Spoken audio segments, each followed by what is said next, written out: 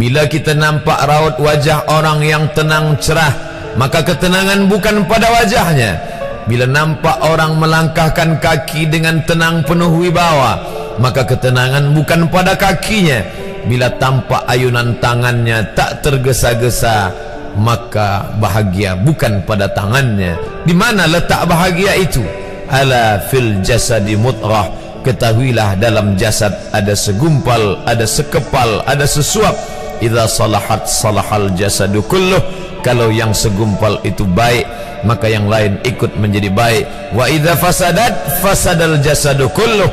Kalau yang segumpal itu rusak, maka dia pun ikut menjadi rusak. Yang segumpal itulah yang mengendalikan mata, telinga, tangan, kaki. Yang segumpal itulah tempat rindu, benci, marah, ridha, ikhlas, fasik, hasad, kufur. Di sanalah bersemayam rindu dan benci. Maka jangan terlampau benci. Habib habibaka haunamma. Kalau kau sayang, sayanglah secukupnya sahaja. Karena boleh jadi hari ini kau sayang, besok berubah menjadi kebencian. Kalau kau benci, bencilah secukupnya sahaja. Boleh jadi esok pagi dia menjadi orang yang tersayang. Berapa banyak puan-puan berkata, siapa itu? Itulah orang yang dulu paling aku benci. Tapi hari ini masih ada juga benci, tapi tak banyak. Oleh sebab itu maka dijaga dia. Yauma la yanfa'u malun. Hari itu tak ada guna harta, wala banun, tak ada guna anak, illa man atallah, kecuali orang yang datang menghadap Allah biqalbin salim, dengan hati yang salim. Qaf lam ba, qallaba, berbolak-balik. Qallaba, tidak selamanya bahagia. Kadang pagi hati tenang, petang datang dia pun susah. Kadang pagi hati lapang, petang tiba dia pun gundah. Maka apa yang dapat menolong? Ala bizikrillah, ketahuilah dengan banyak menyebut mengingat Allah, tatmainnul qulub, maka hati akan menjadi lapang.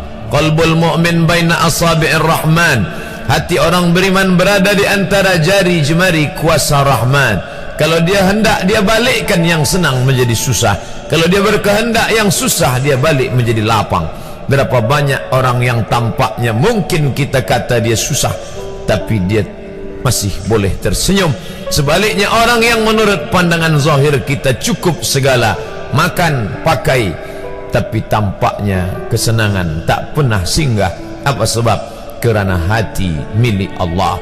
Dia ada dalam diri kita, tapi dia bukan punya kita. Lillahi ma fis samawati wa ma fil ard. Apa di langit, apa di bumi, milik Allah. Balikkan kepada Allah. Dari Allah balik kepada Allah. Senang mengucapkannya, payah mengamalkannya, lebih sulit memasukkannya ke dalam hati. Oleh sebab itu maka apa cara supaya hati menjadi lapang? Yang pertama, iman. Mesti ada iman, percaya bahawa dia ada walaupun tak tampak oleh mata. Dulu ada seorang filosof, dia berkata bahawa aku percaya dia ada bila boleh tampak oleh mata, disentuh tangan, didengar telinga. Tapi bila tidak dapat ditengok mata, dipandang mata, didengar telinga, disentuh tangan, maka dia tidak ada. Inilah orang-orang yang berfaham wujudiyah.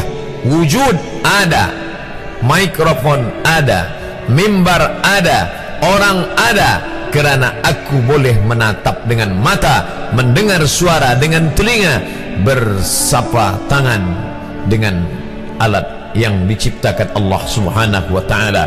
Tapi kita mengenal dia bukan kerana rupa. Bahkan bila kita pejam mata nampak berbagai macam rupa, itukah dia? Bukan. Walam yakul lahu kufuwan ahad. Bila kita pandang tengah malam tampak bermacam warna rupa, itukah dia? Ma khatara bibalik fallahu laisa kadzalik. Apa yang terlintas di hatimu, maka dia tidaklah seperti itu. Dia tak dapat dipandang dengan mata. La tudrikuhul absaru, dia tak dapat ditangkap mata. Wa huwa yudrikul absara, dialah yang dapat menatap mata. Jangankan dia, wajah kita pun kita tak boleh melihatnya. Siapa yang boleh melihat wajahnya?